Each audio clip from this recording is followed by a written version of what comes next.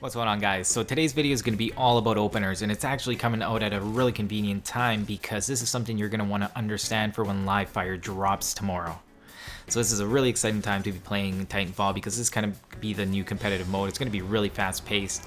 That grenade works because of openers. We're going to get into that, but I just want to talk about why this is going to be so important. It's because when live fire starts, there's going to be 1 minute rounds, maybe less, which means that all the pieces are going to reset.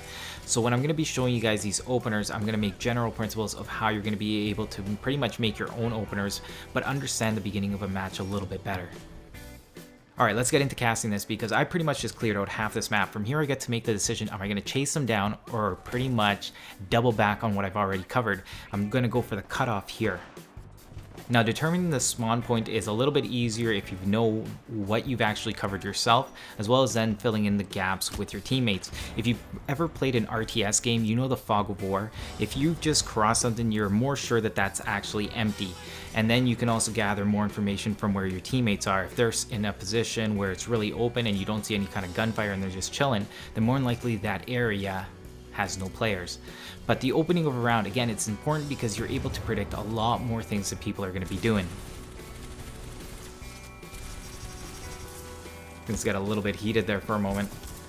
We're going to delay the phase shift video until after I get to try live fire, and we're going to see how it works in close combat. But an illustration of openers can actually be seen in the Coliseum because, again, it's that round-based thing where every time somebody dies, you respawn and you do it again, which means there's a few options. You can go left, right, 2 o'clock, 11 o'clock. All those kind of shots predicting where people are going to be is what an opener is all about. Now, in order to predict this a little bit better, you have to take your own speed into account. When I go this fast and I feel like I got a good jump, I'm more than likely going to meet them past half. I'm actually to the point where I'm behind them and I'm going to be able to make a grenade throw like that. And this is kind of what you need to picture in your head when you're going for an opener. So let me show you 2 more examples. In this one, I'm actually not going to go that fast, but the benefit is that when I get to the bridge here on the left, I would be able to see over it if there was another fast player on their team and take a defensive stand. When I don't see anybody, I actually try to pick up my speed. I forget about the grunts because I don't want to give away my position, and then I'm going to turn the corner to find these guys. And I've kind of shown this opener a couple of times. I've gone from the down part. It depends really how fast you are and how you want to open up, but that's kind of the mentality of how you do an opener. It's how you predict where people are going to be. And moments like this carry out throughout the game when I can judge this guy's skill level, because from there it lets me know what I can get away with, which means when I'm engaging more people, I can have, take riskier moves because you have that leeway.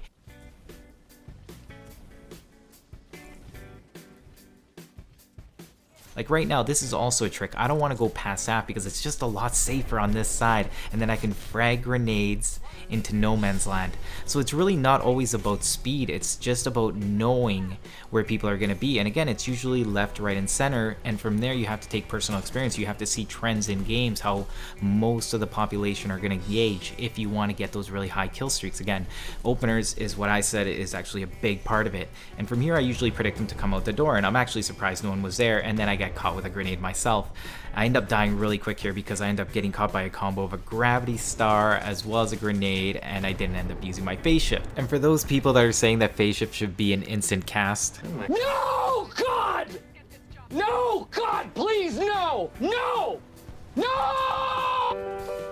okay, I really wanted to put out the phase shift video before live fire, but I've actually been practicing with my phase shift because I was really out of practice.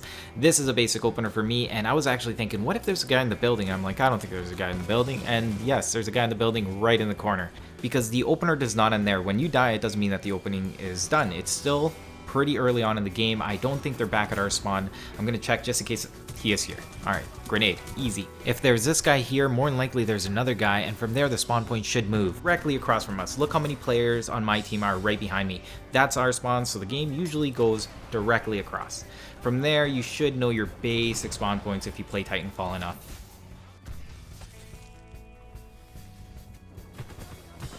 So there's a couple of things you want to know about your opening. It's really intimidating if you start killing a lot of guys. people are going to start doubting themselves, and that's just a normal thing to do when you keep getting killed because you're obviously doing something wrong. So you're kind of shoving that in people's faces, and people that are not very good with dealing with pressure will usually crack to a good opening. Like this guy's already retreating. Once you drop your Titan, it's just going to come kind of spiral, and that's the thing about a good opening. It doesn't end at the beginning of the game. It carries you over to the mid game, and it should carry you over to the late game, and then a victory. Now let me tell you something about once you get past this point, because there's a couple of things you can do. You can start really farming them hard, going into their spawn, like don't worry about taking the damage because you've already earned a Titan. And even if you lose it now, you're starting to earn a new Titan and you're ahead. You've been ahead a complete Titan plus some. Now this is kind of a douchey thing of me. If I want to go for really high scores, I have to kill a lot of AI, but if I'm killing a lot of AI really quickly, it means my teammates are not killing AI, which is going to keep them from getting their Titans. So there's a fine line between getting a really high score and then just playing for yourself. So once you have your first Titan, you may want to focus more on pilots so then your teammates can kill some of the AI. Obviously there are exceptions to this, like AI that's way out there that a pilot probably does not want to go out and get. Now this is something interesting. I want to know if somebody knows that if you let one guy live from a drop pod, does that really extend the timer to the next drop pod? Does that actually matter in a game? Do you have to clear complete mobs for them to respawn faster? If somebody has the answer to that, leave it in the comments. And I want to just add to the point in regards to the intimidation factor.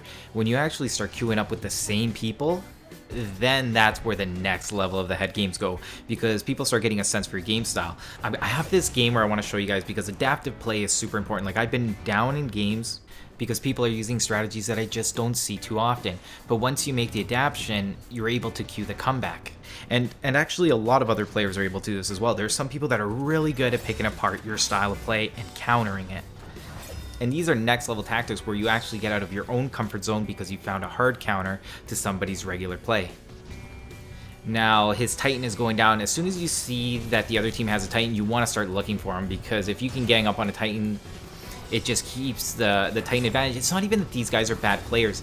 It's just that when you have an opening like this, it makes it really hard to come back from it, especially if you guys are not a coordinated team. This is just a public game, pubs, but I'm also just playing with people in my network, which is actually really cool, by the way, because we now have enough people that we actually have consistent games.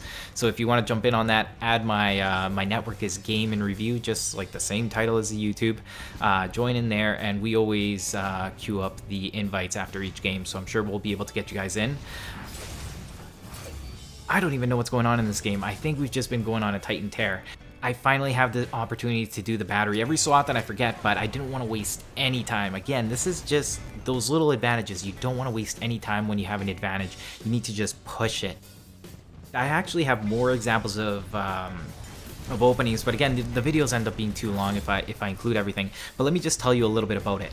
So this game was on crash site. I started on the bottom and I wanted to take the left lane. Usually if you take the left lane, you can wrap around and they're still having the battle on the hill and you can just like wreck everybody. By the time I came out of the caverns on the left, he was already pre-nading it, and then he finished me off with his gun, which is really good. And I was actually a little bit intimidated, but no one is beyond countering. Everybody has faults. You just have to go in there and exploit them and figure them out. If you think that there's a player that's better than you, don't try to avoid them. Literally try to go for them. Like, make it your mission to hunt it down, because you just need to find their weakness in their game. You just need to, you need more experience with them. So always try to challenge those. Don't leave it and be like, oh, I don't want to deal with that now. This is exactly the time you want to deal with it. If you want to get better, you need to start making those kind of decisions in your play. And by the way, when the core runs out, it turns into a one hit again. This is actually a really neat timing with Ronin. Anyways, that's pretty much the end of the video. I hope I gave you guys a little bit of an impression of how you guys are going to be doing your openings. Remember to always take other players' speed into account, the map layout, the probability of people meeting up with you depending on who you're playing. I recognize a lot of names. I know the people that are going to be quick and know to expect them at mid-map or maybe even sooner depending on what kind of jump I get. Right here I have the idea that I'm going to kill people with grenades, and that's kind of what openings are all about. It's getting into a mindset of what your plan is. Right now I've already completely dedicated myself to grenades, and that's how I'm going to play it out.